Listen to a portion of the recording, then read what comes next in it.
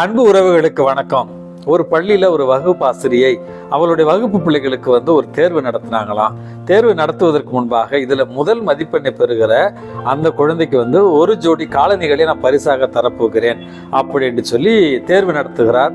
தேர்வு நடத்திய பிறகு எல்லோருமே சரியான விடை எழுதி எல்லோருமே முழு மதிப்பெண்களை பெற்று விட்டார்கள். இந்த ஆசிரியருக்கு ஒரே குழப்பம், இப்ப காலணிகளை யாருக்கு கொடுப்பது என்று.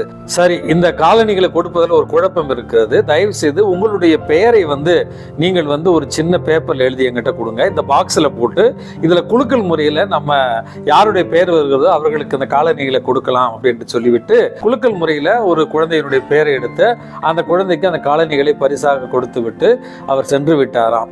வீட்டிற்கு சென்று அந்த ஆசிரியர் கண்களை கண்ணீரோடு அமர்ந்திருந்த நேரத்துல அவர் கணவர் என்ன ஆச்சு, ஏன் அப்படி ஒரு மாதிரி அப்செட்டா இருக்க அப்படின்னு கேட்ட நேரத்துல, அப்செட்லாம் ஒன்றும் இல்லைங்க, இன்னைக்கு வகுப்புல இந்த மாதிரி ஒரு நிகழ்வு நடந்தது, என்னை உண்மையாகவே நெகிழ வைத்து விட்டது அப்படி என்று நான் எங்க வகுப்புல உள்ள பிள்ளைங்களுக்கிட்ட உங்க பேரை எழுதி போடுங்க, அதுல தேர்வு முறையில யாருடைய பேர் வருகிறதோ அவர்களுக்கு நான் இந்த காலணிகளை கொடுப்பேன் என்று. ஆனா பாருங்க, இந்த பாக்ஸுக்குள்ள எல்லாருமே சேர்ந்து இந்த காலனி இல்லாத ஒரு பெண்ணுடைய பெயரை தான் எழுதியிருக்கிறார்கள்.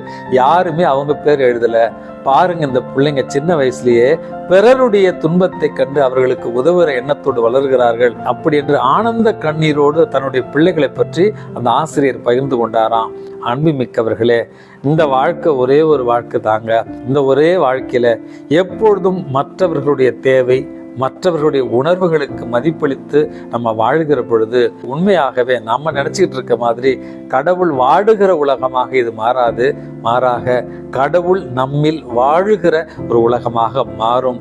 இந்த நாள் உங்களுக்கு இனிய நாளாகட்டும். வணக்கம்.